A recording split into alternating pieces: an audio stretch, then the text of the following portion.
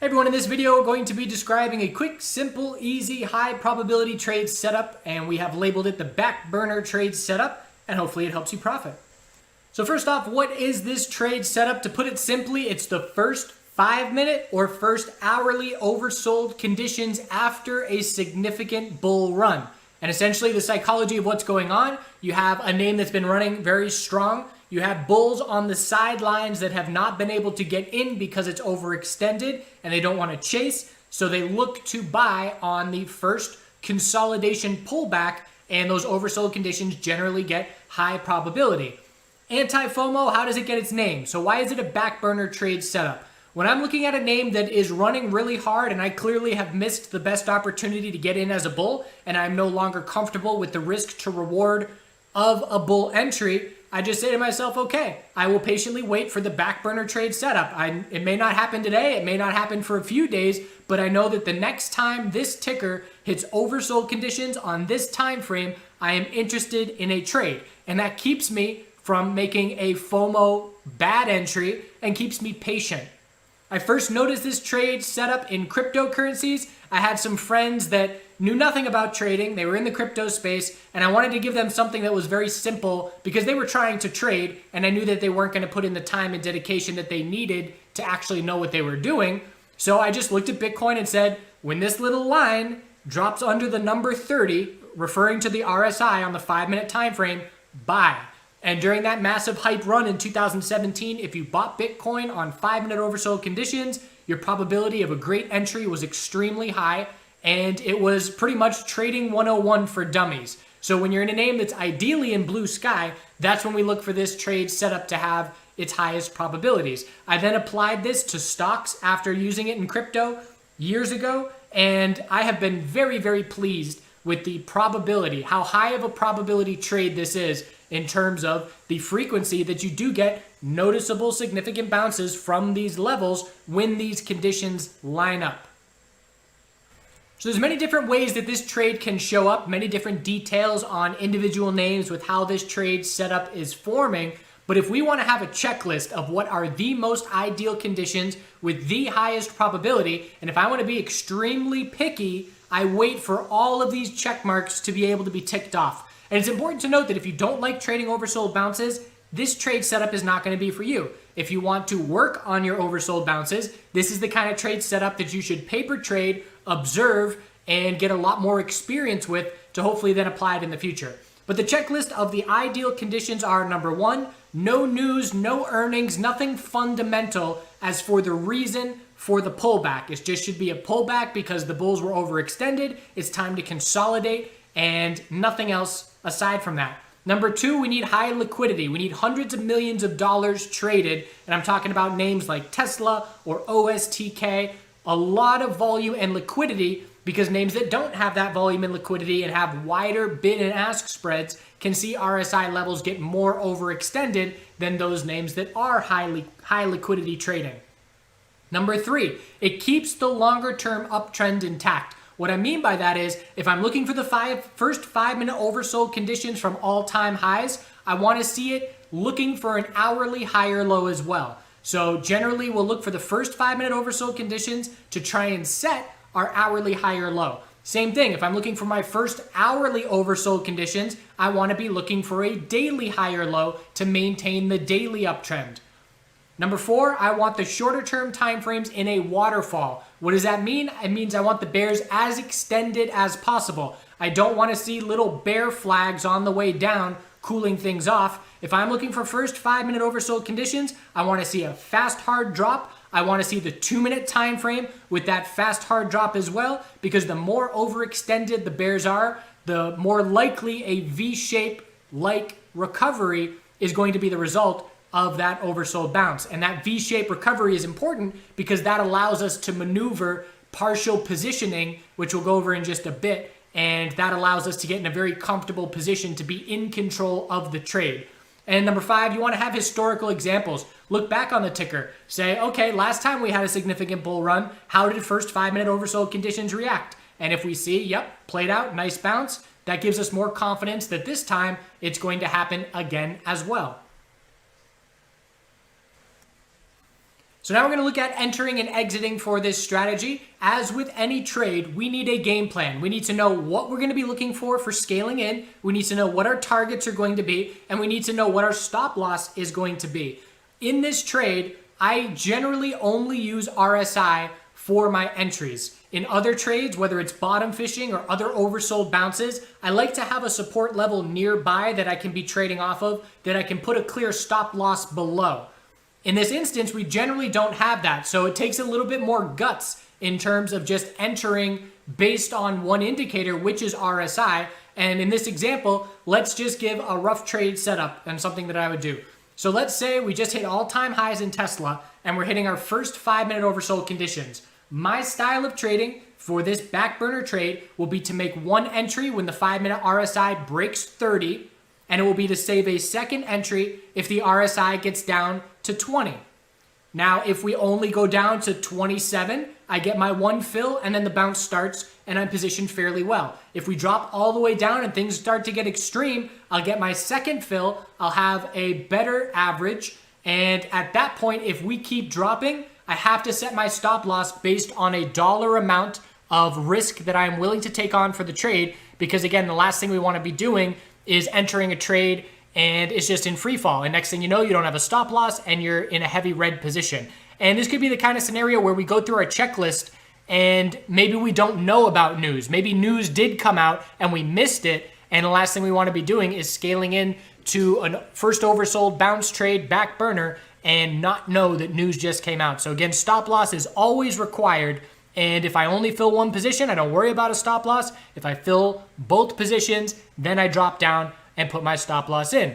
My style of trading for exiting, first off, do you want to lock it in? Do you want to just take your bounce and exit your full position and call it a day maker? And that's that. Do you want to let it ride? Do you want to try and make that 5-minute oversold entry knowing that we're just looking for an hourly high or low, and then try and ride that uptrend for further gains, even potentially entering it for a swing position? So my strategy would be to take half. If I fill both of my orders and I'm now a bit overexposed, just in the sense that I have no more ammo, I have no more bullets that I can fire because I'm not going to enter any more positions, maybe when we get back to my break even, I quickly exit half, and that allows me to keep half of my capital in case we do see things get extreme. And again, that just keeps me in the driver's seat of the trade. I could also, if I only get one fill and then the bounce starts, I can look to exit half of my position. And I do this a lot, where I will exit half of my position that allows for me to put a stop loss under the low of the drop, which will be essentially a small win, break even, or a tiny loss if I were to stop out. And then I try and let the trade play out longer. So if it's first 5-minute oversold conditions, I make my entry, I exit half, $1 higher than where I entered. I put my stop under the low of the dump to that point. If we cool off the 5-minute RSI and then drop to a lower low, I'm protected and it's risk-free and I don't have anything to worry about. But if the bounce gets follow through and that is just an hourly high or low, and then the bulls control a 5-minute uptrend for the next 2 or 3 hours, I want to leave a bit of a position to run with that potential momentum. So that is my style. Take half fairly quickly, put a stop that allows me a zero risk trade, and then let the other half play out a little bit longer. Let's now look at some examples. So this is OSTK on the 5-minute time frame, and there's a couple things to note. Number one, what about other time frames? It's possible that we see bounces on other time frames. All I'm doing is giving what I have observed for the highest probability. 5-minute and hourly oversold on stocks, and certainly first 4-hour time frame oversold in cryptocurrency has proven itself, when in a daily uptrend and after a strong bull move, to have high probability as well. That's as far as I'm going to go. Again, yes, other time frames will bounce as well, but that's up to you to observe and determine if you want to play those other time frames. All I'm doing is conveying the information of what I have personally focused on and observed. What if first 5-minute oversold happens in extended hours? I am much less likely to care if it happens in extended hours. I'll probably just skip it over and say, well, we used up that bounce and I'm no longer interested. And that's because there is less dollar volume. Again, you can still look to play it, but it wouldn't be in the ideal scenario conditions. We wouldn't be able to check off that checklist because first 5-minute oversold in extended hours is not going to be ideal conditions. So again, if you want to be trading this style more often, you can look to those plays. But if you want to be as picky as possible and have the odds as in favor for you as possible, you're going to wait for that checklist to all be checked off. So here on OSTK, we had an all-time high, a big drop, but it wasn't 5-minute oversold conditions. And you have to remember that I use RSI at the close of candles. For this video, I've changed it to the low because obviously if we drop down and the 5-minute RSI breaks under 30 and then the candle has a big long lower wick and then that RSI goes back over 30, if I'm using close where the RSI is determined based on the candle closes, it will show me that we never hit 5-minute oversold. So we have to keep in mind that at the bottom of the candles, it's possible to hit oversold conditions, but by the time the candle closes, we don't have those oversold conditions anymore. So for this video, I'm just using the low RSI so we can see what was the maximum lowest RSI that was hit on these candles. So I can see for OSTK, we hit the all-time high on August 19th, 128.50. And at the end of the day, we hit first 5-minute oversold conditions. That RSI dropped down to 26. So if I'm using my strategy of first 5-minute entry under 30, and maybe another one for the low 20s, I would have one of two orders fill on this drop.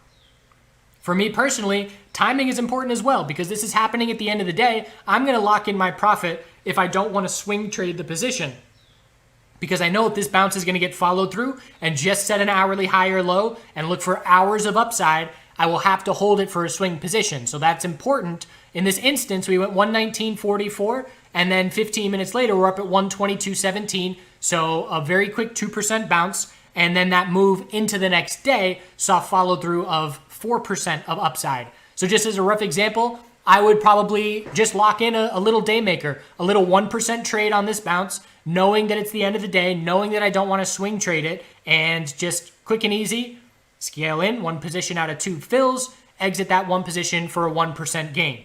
So then it happened again. We double topped at the all-time high. We dropped down the next morning to 119.10. First 5-minute, or it's not the first 5-minute oversold conditions anymore, but again, we're seeing some solid bounces, another 2% bounce from those oversold conditions. Now let's look at an hourly oversold conditions example.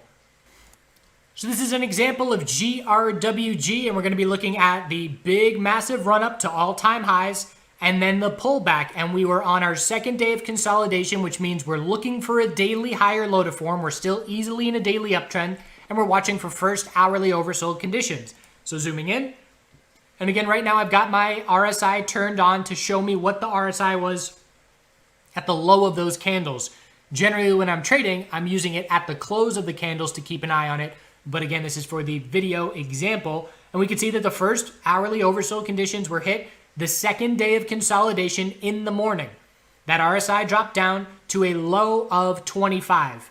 So again, if I enter my first scale in when 30 RSI breaks, I would get an entry filled in the $16 range. And then I could save another entry in case we get extreme, maybe down in case $15 breaks. And obviously it didn't. The RSI only got down to 25. It also depends if I want to be aggressive or conservative. If I want to be an aggressive trader, maybe my RSI goes at an entry at 30 and then a second entry at 25. Maybe I tighten that up and enter my second entry sooner if I want to be aggressive. Of course, if I'm being an aggressive, that means I have more risk and also more reward on the trade. So you can tweak that around based on you personally or based on the individual name if you're looking for an entry and you're looking to hold it longer term. So we ended up hitting that hourly oversold RSI. What was the 5-minute doing at that point in time? It was a waterfall, which is exactly what I want to see. It was a straight drop from the high of the day, and we then dropped down over the next 40 minutes, a double-digit percentage drop. That's a waterfall. Just free fall, get as extended as possible. We hit a low of the day. We bounced a bit. We went from 1562 to 1620, so that's a nice little 3.5% bounce. We hit a new low of the day by under 0.5%, right around 0.5%, and then that was our bounce that got follow through. So if I'm looking at the play based on the hourly, that's going to make me a little bit more patient than it would be if I'm looking at the 5-minute time frame. So again, maybe I make my first entry on the break of 16, so I'm in the 1590s, and psychological levels are another thing I'll use. I want to see a psychological level break to see the last little flush climax. So a break of 16, I make my entry. I put a stop. Actually, I don't have a stop loss set because I'm willing to make a second entry down at hourly 20 RSI, down at around 15 or so. So I have my entry. We see this little bit of a bounce. I'm still not doing anything because, again, 5-minute RSI cooling off doesn't mean much to me. It would be the hourly RSI cooling off that I would care about. And then we see our significant bounce. Once the 5-minute trend change is confirmed, maybe I exit half of my position and say, okay, now the hourly RSI is cooling off. This is our oversold bounce playing out.